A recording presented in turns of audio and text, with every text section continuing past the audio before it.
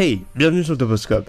Tarzan et Mowgli ne sont plus tout seuls désormais. Quand on voit comment les parents s'occupent de leurs enfants parfois, on se dit que finalement, il vaudrait peut-être mieux confier notre progéniture aux animaux. Non, vous ne rêvez pas aux animaux. L'homme peut en effet s'adapter à beaucoup de facteurs différents. Ainsi, quelques humains sauront s'adapter à la vie sauvage. Voici donc des histoires d'enfants sauvages intrigantes et passionnantes qui vont vous impressionner. Numéro 1. Natasha Mikhailova. En 2009, la police de Chita, une ville située en Sibérie, a fait une découverte, on peut dire incroyable. Natasha est une petite fille de 5 ans qui se déplace à 4 pattes, boit du lait avec sa langue et aboie comme un chien lorsqu'elle veut communiquer. Et ils comprennent vite pourquoi. La pauvre fillette a vécu toute sa vie enfermée dans une chambre avec des chats et des chiens. La chambre ne comportait ni chauffage, ni salle de bain, ni même l'eau courante.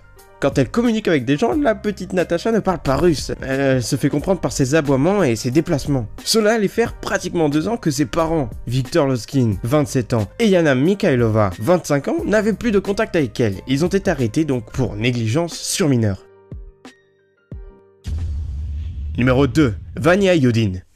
Même si les oiseaux sont parfois capables de plus de compassion que des êtres humains, nous sommes en Russie, encore une fois, et en 2008, un petit enfant de 7 ans est découvert dans un petit appartement de 2 chambres rempli d'oiseaux.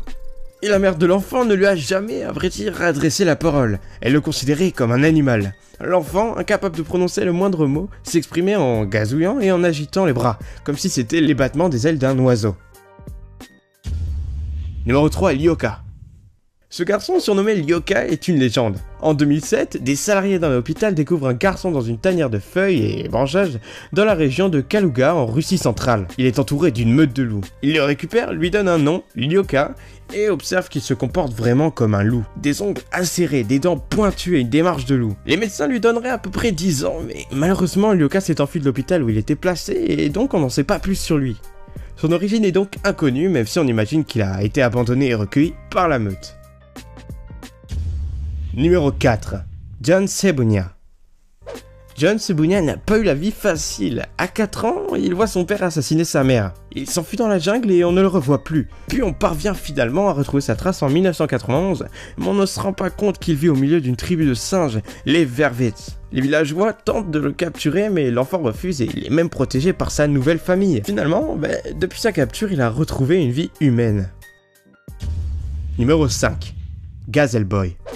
Jean-Claude Auger, un anthropologiste du Pays Basque, était en voyage tout seul à travers le Sahara espagnol en 1960 quand il a rencontré des nomades qui lui ont parlé d'un enfant sauvage qui se trouvait à une journée de marche de sa position. Le jour d'après, il a suivi la direction donnée par des nomades quand il a aperçu la silhouette d'un enfant nu en train de courir avec un troupeau de gazelles. Ouais, le garçon courait sur ses 4 jambes, mais parfois il se tenait sur ses 2 jambes. Auger a donc suggéré qu'il avait été abandonné ou perdu à environ 7 ou 8 mois, étant donné qu'il avait déjà appris à se tenir debout.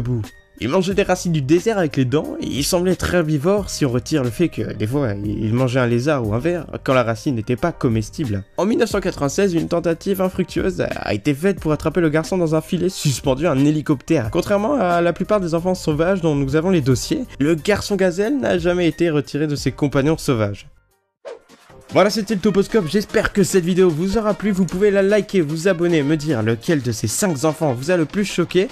Voilà, je vous dis à la prochaine pour une nouvelle vidéo, à très bientôt, c'était le Toposcope, allez ciao.